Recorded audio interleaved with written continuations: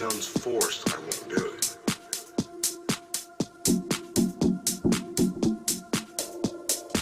I just need a little help.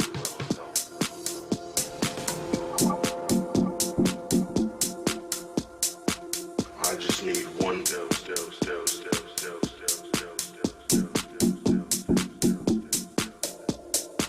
One dose to fill every groove.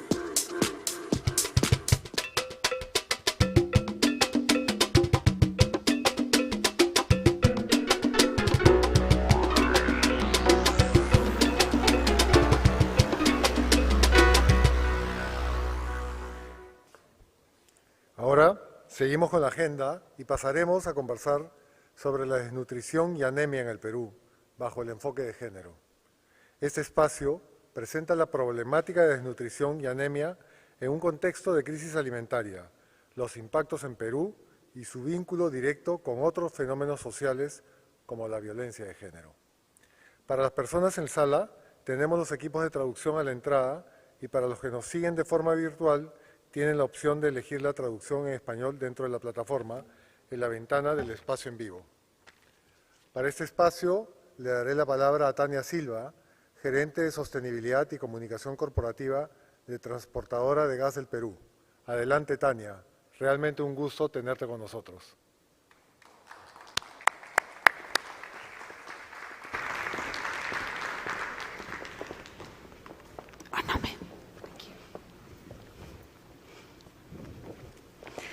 Buenos días a todos. A nombre de Transportadora de Gas del Perú, TGP, me complace poder presentar esta mañana a Onome Ako, CEO de Acción contra el Hambre Canadá, ONG que lucha contra el hambre y sus causas en todo el mundo. Onome es activista en la defensa de la salud, especialmente materna, neonatal e infantil, y los derechos sexuales y reproductivos, lo que la ha hecho merecedora del premio Voice for Children. Quiero comentar que la sesión será en inglés, pero contaremos con traducción simultánea. Hello, Onome. It's a real pleasure having you in Peru with us. I'm sure that everyone in this forum agrees that malnutrition is one of the biggest problems in Peru, but not everyone knows its impact goes further. Along our journey through 189 communities in TEP, we have discovered that malnutrition also contributes to perpetuate other challenges such as gender inequality that I would like you to help us understand. The first question to Onome. Let's start by talking about the global food crisis. How can this crisis impact the levels of malnutrition and anemia? Thank you so much, Tania. It's great to be having this conversation with you. And before I answer the question, I just wanted to say on behalf of Action Against Hunger, my colleagues and the communities we serve, thank you to the organizers of this conference, Perú Sostenible, for putting this extremely important topic on the agenda. So going to the issue of the global hunger crisis, one comment I really want to make is that malnutrition is a big issue. It includes everyone who doesn't get the nutrition their bodies need, including people who are overweight that are eating empty calories. So to simplify today, I'm going to use two terms, malnutrition and hunger interchangeably. So let's start with the big picture. The world has enough food for everyone, and that is a fact. And we have shown that it is possible to make meaningful progress in the fight against hunger. Since the 1990s, the global community cut hunger rates in half, and Peru actually was one of the countries that made very good progress. Before the pandemic, Peru was one of the few countries that was on track to meet the UN Sustainable Development Goal of zero hunger by 2030, which is the second goal. But in recent years, global hunger has been growing again, largely due to rising inequality, shortages, and rising food prices that are related to the pandemic, conflicts, including the war in Ukraine, and the climate crisis. I think we've all seen on the news what's going on in Pakistan currently. So around the world today, nearly 1 in 3 people do not have access to adequate nutrition. And as many as 828 million people, I'll repeat the figure again, 828 million people go to bed hungry every night. The majority of them are women and children, and the number is rising. So going back to your question on how the global food crisis actually is impacting malnutrition and anemia, more people, because of all these issues I mentioned, the rising food prices and all, more people are eating cheaper, poorer quality foods like basic cereal and oils, and they have less diversity in their diets. We conducted, so that's Action Against Hunger, actually conducted a study in Latin America and found that families are eating less meat, they're eating less vegetables, legumes, and eggs, and some people have nearly removed fish and milk from their diet entirely. And these foods are essential for protein and micronutrients, and lack of this can lead to anemia. And anemia is a condition where people don't have enough healthy red blood cells to carry oxygen throughout their body. And what anemia does to the body is that, 1, it leaves people weak and tired. It can also harm immune systems, leaving people more vulnerable to infection and disease. It can also harm your cognitive functioning, making it harder to learn for those who are in school. So this can have long-term impacts, particularly on children. Mm-hmm. Okay. Going to our local reality, why is it important for countries like Peru to address the problem of malnutrition and anemia? What are the numbers in our country? How are they facing the region? What is the impact and consequence of these numbers? Which group is the most affected? That's a lot of questions in one, so I'll take it, one by one. So let's start with the numbers. And I think it's really important to share what the numbers is, so that we know exactly what we're grappling with. I was actually, behind and speaking to one of the colleagues from the Boston Consulting Group. And this is a study that was actually done by Boston Consulting Group that found that 45 countries, including Peru, are severely exposed to the current food crisis, along with countries like Colombia, Venezuela, Guatemala, while countries like Ecuador and Nicaragua are actually faring a little bit better. Peru's National Consumer Index, the CPI, in Lima is the highest in 25 years. And the cost of food, such as eggs, has gone up around 20%. By the way, it's not only in Peru. I came in from Toronto last night, and we're finding the same increase in prices as well. So it's a global food crisis. A complication is also the fact that many people are only able to find informal employment, a majority of people. And majority of these people are spending more and more money on food, about 66% going on food. Now, before the crisis, before the COVID, people were spending about 40 to 45% on their food. Now, with 66% on food, hard choices have to be made. People are now having to make choices between eating and paying rent. They're having to make choices between food or medicine. These are hard choices. About half of the 33 million people in Peru are moderately to severely food insecure. And in Lima alone, 4 million people suffer from food insecurity, which means that they don't have enough food or the needed nutritional balance. So that's the stats. I know it's pretty, discouraging. Now, you asked about what are the groups that are mostly affected. So, indigenous populations, mestizo, the Afro-Peruvian communities, migrants, women of childbearing age, and of course, children. Latest estimates actually show that 19% of women of childbearing age and 40% of Peruvian children between 6 months and 3 years are anemic. That's a high number. So I thought to give, Tanya, just a quick example to help put this in context. And this is, information or an interview that was conducted by my colleagues here in Peru with a family, right, Helinda Piaca. And her husband is a taxi driver. And the family is having a really hard time because of the increased price in fuel. He doesn't earn enough to rent his taxi, yet alone put nutritious food on the table for his family. And his wife, Helinda, doesn't work.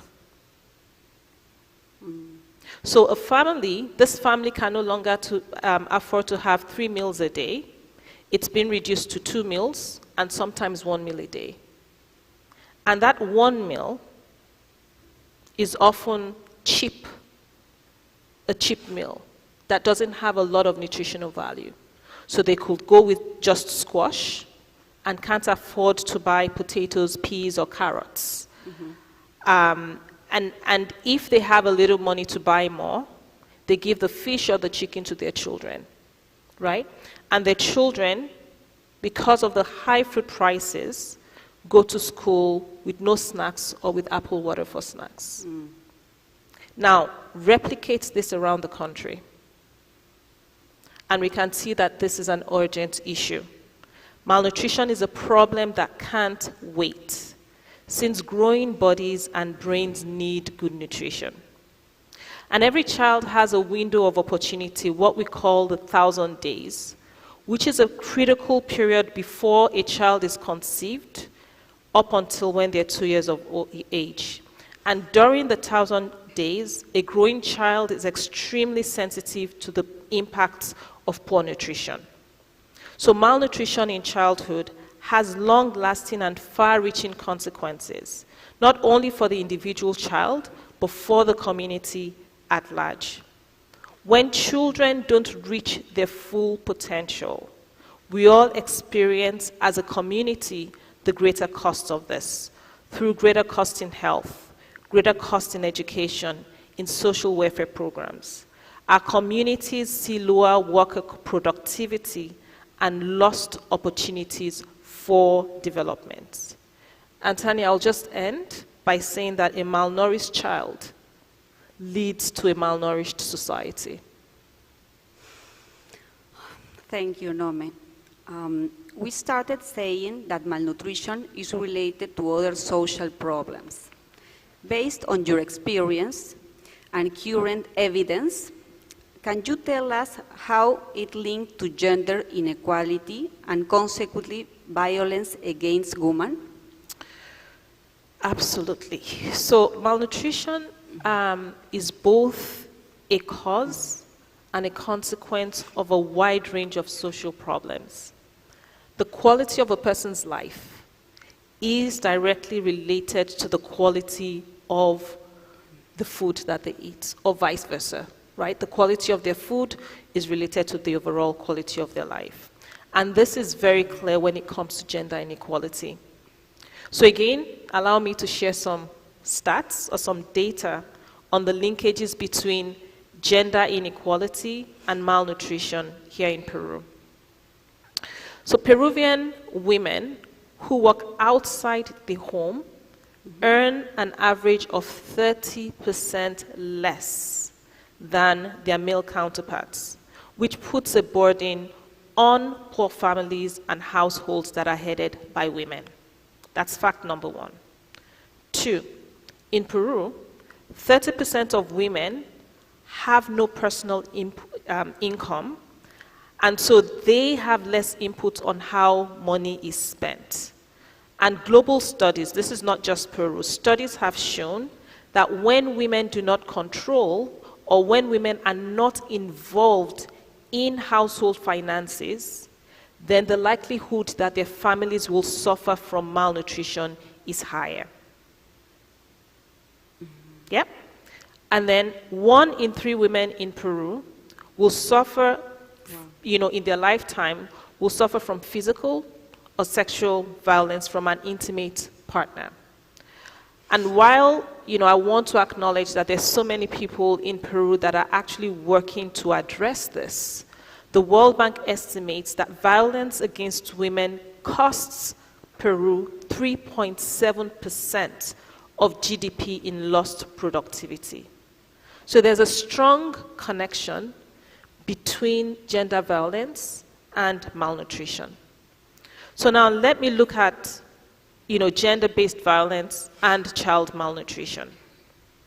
Studies have shown that pregnant women who experience domestic violence are more likely to have low birth weight babies and malnourished children. And this is as a result of the stress that they go through, when they're trying to, grow a baby in their bellies and they're still going through this emotional or mental or physical trauma. Gender inequality is closely linked to food insecurity in households in many nations. So people who are treated as unequal tend to be malnourished as well. And we know that women often eat least and they eat last. So I think the one message that I want to leave, our colleagues online and here with is, the acknowledgement that women and girls and other marginalized groups are disproportionately affected by hunger and malnutrition due to their lack of control and their lack of power in most cultures, which is largely patriarchal. What experience in the region are being carried out to reduce this relationship and consequently eradicate these problems? What examples from the business sector can you mention to us? Okay. So I'll break that question into two and first, kind of address the link between gender and nutrition. So when I think education is key, Tanya, and again, pausing to acknowledge the progress that Peru is making on education equality. Though I'll still note that, Peruvian women still have lower educational attainment than men. But it's really important to take a holistic approach to reduce hunger in the short term and address the root causes over the long term. So for example, Action Against Hunger launched a new gender transformative policy last year, and we're rolling it out in all of our program. This includes partnering with local feminist organizations to better understand the context where we work and involving women as decision makers at all levels of our projects. We all must work to engage women and girls as right holders and support political and legal policy changes that enable gender equality.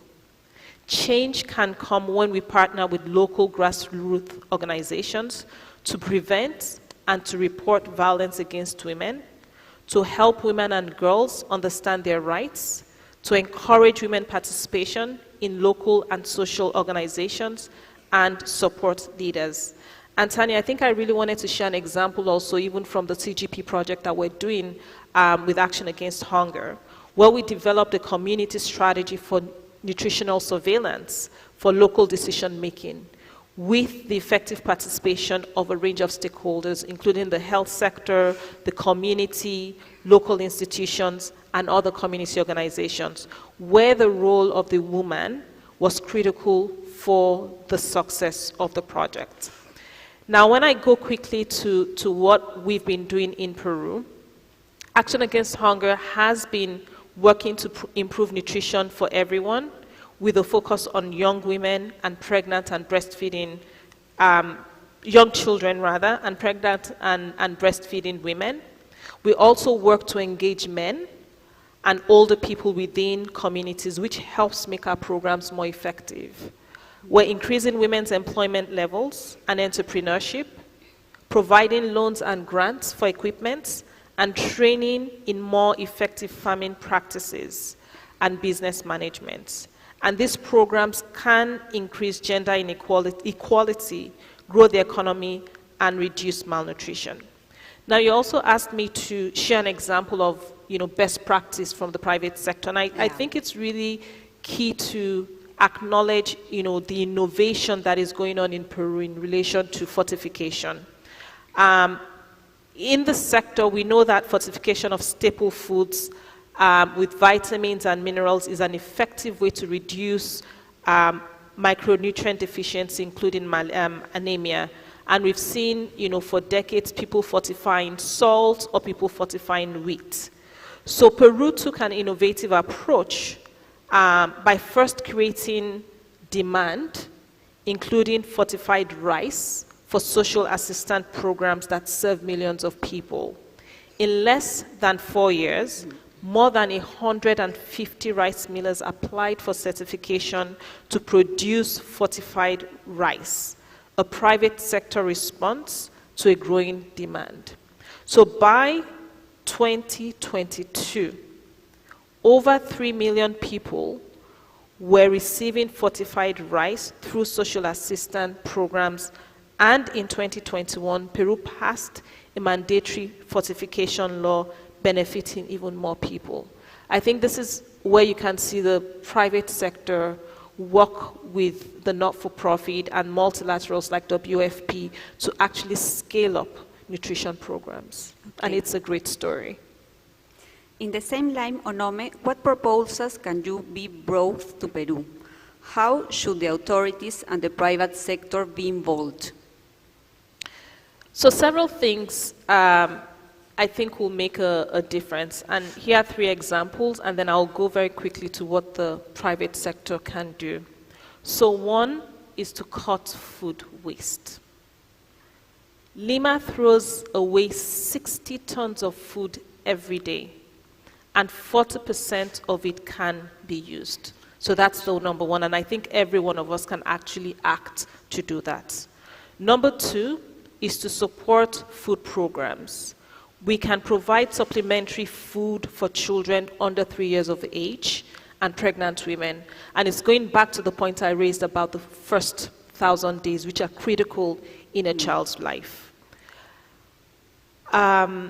We can help farms go organic. Half of Peru's farmers rely on imported fertilizers, and prices are rising dramatically. Again, we've seen the impact of the war in Ukraine on fertilizer prices. So to improve human and environmental health, we can advance organic food production, particularly on family farms. And this would also make Peru less dependent on food imports. Now, because this is, Perú Sostenible, there are a lot of private sector partners in the room and online. I want to focus, the last few points on what the private sector can do. I think it can actually change, have effective programs through its workforce, through community programs, and through advocacy and public-private partnerships. So in terms of the workforce, many companies already subsidize quality food in company canteens and allows some employees to take food home. So I think that is really an important role that private sector can play, subsidized food in canteens. Number 2 is paid maternity leave. It helps women workers and it helps reduce child malnutrition. The third point is that a growing number of companies are beginning to offer lactating rooms for breastfeeding for women. And it's key because it sends a signal about how breastfeeding is important for the child for the first 1,000 days. So companies can actually promote lactating rooms as well. Then on-site and backup childcare with feeding programs can also promote good nutrition and reduces lateness and absenteeism and greater work productivity. And some companies offer nutrition nutrition classes as a benefit for employees. But it's actually a huge value add, because we know from research from Edelman Trust Barometer that many employees trust information that is coming from their employers. So if companies begin to do more nutrition programs or awareness, then you're getting people more engaged on nutritional issues.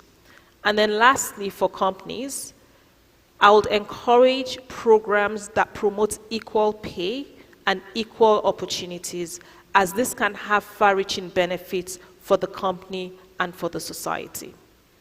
Now, moving to the second point on community, investors are beginning to take, more interest in corporate performance based on the ECGs, so the environmental, the social, and the governance.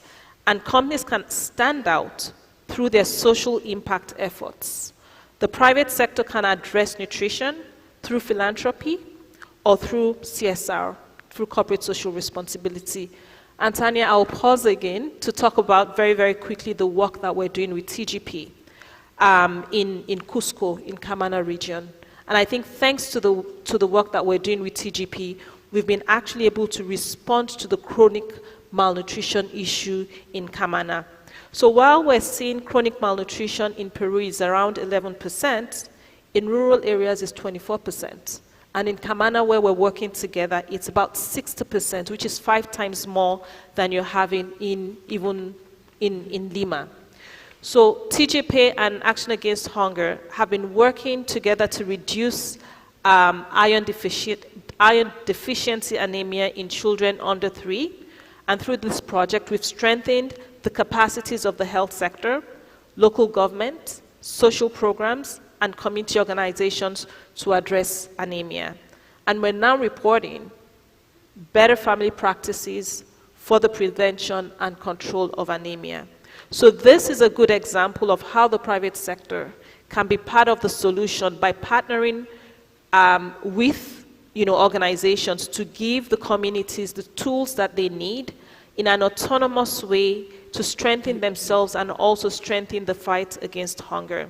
And I really do hope, with the private sector in the room, that more can, do more in the nutrition space, because nutrition is extremely important. It's almost like the basis to which you can build other social programs like education or sports. Because if a child is not well nutritioned, right, or doesn't have nutritious foods, then they are limited in what they can partake in. And then finally, companies can use their voice for change, promoting equality and advocating for programs that promote nutrition and domestic food production. By encouraging a healthy society, companies are investing in their future workforce, they're investing in their future consumers, and they're investing in their future investors. So it's extremely important. So in conclusion, I think what I would like to kind of end with is, everyone in the room has a role to play. And I have a role to play even sitting down here with you, Tanya. So please, based on all the issues that we talked about, I think it's just a call to action that people pick what, there's a range of issues that we could act on, and people should actually act on them. An opportunity begins where hunger ends, and together we can end hunger in our lifetimes for everyone, for good. But we've heard me speak, our colleagues have heard of speak, but I think it might be a good opportunity to actually hear a member of the community actually say something themselves. And we have a video which is just for 2 minutes that our colleagues can hopefully play for us.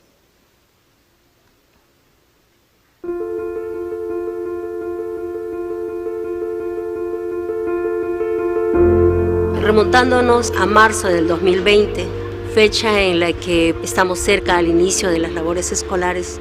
Como todo padre en la comunidad de Absalón Alarcón, con lo poco que habían sacado de la semana, pues se dedicaron a comprar los útiles, los uniformes, todo lo que conlleva este inicio de clases. De 15 días calendario. El 15 de marzo del 2020, cuando nuestro presidente nos dice quédense en casa 15 días, todo cambia. ¿Por qué? Porque los vecinos gastaron hasta el último centavo en comprar el útil, pensando el día lunes yo voy a trabajar y con eso le doy de comer a mi familia. Sin embargo, ese lunes el hecho de salir a trabajar no llegó. Preparados para tema de riesgos, teníamos una mochila de emergencia con alimentos no perecibles, de lo cual se hizo uso. Pero esto siempre sabemos que es para 2 días. Ya el tercer día, el cuarto día, comienza una situación prácticamente de desesperación. Cuando de repente nuestro presidente nos dice, continuamos 15 días más. Y entonces sí comenzó una situación ya de alteración. El miedo, ya en la comunidad no se contaba con agua. El grito de agua en toda la nueva Rinconada fue como un trueno que se escuchaba a lo largo de todos los cerros. El grito de los niños era ensordecedor. Agua, agua, agua era lo que gritaban. Nos han aislado por un momento, pero el miedo tuvo que vencerse porque o era que mueres por el COVID o mueres de hambre. Nuestras familias tenían que ser atendidas. Paralelo a esto, cada familia comenzó a unirse. 6 ollas se formaron aquí en Absalón Alarcón. Hemos tocado puertas, principalmente a nuestro gobierno local. Ha sido un muro porque jamás se abrieron sus puertas. Y ahí es donde nos encontramos con Acción contra el Hambre, quien nos brindó pues los víveres en ese momento, la capacitación para poder saber cómo poder tener al corriente este protocolo para evitar los contagios. Y no solamente decirte, oye, usa el agua, usa la lejía, usa el detergente, sino brindárnoslo para poder hacer uso de ello. Acción contra el Hambre ha llegado en el momento más oportuno aquí a la nueva Rinconada, aquí a Absalón Alarcón, la olla común que ahora está brindando la atención directa a cada uno de nuestros niños. Gracias por estar presente ahora. Pedimos que puedan seguir apoyándonos y nos ayuden a llegar a cada familia.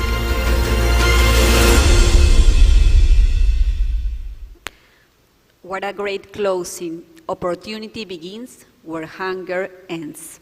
Thank you very much, Onome, for facing us with this reality and for encouraging us to take action to combat this issue and prevent its consequence.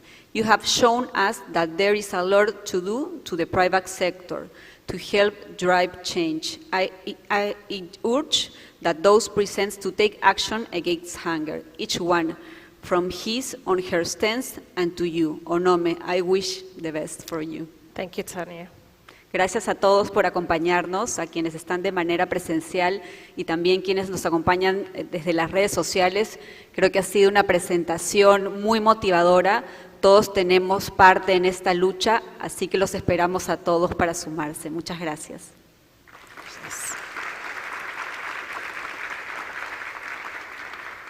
Thank you, Moni. Thank you, Moni, for your presentation. Actually, you've opened at least my eyes. I'm sure you've opened other people's eyes today. Gracias, Tania, por abordar temas críticos como la crisis alimentaria, los niveles de desnutrición y anemia en Perú y la violencia de género. Claramente, un súper ejemplo de cómo el sector privado puede involucrarse en erradicar estas problemáticas. Thank you again to you both. Gracias. Gracias.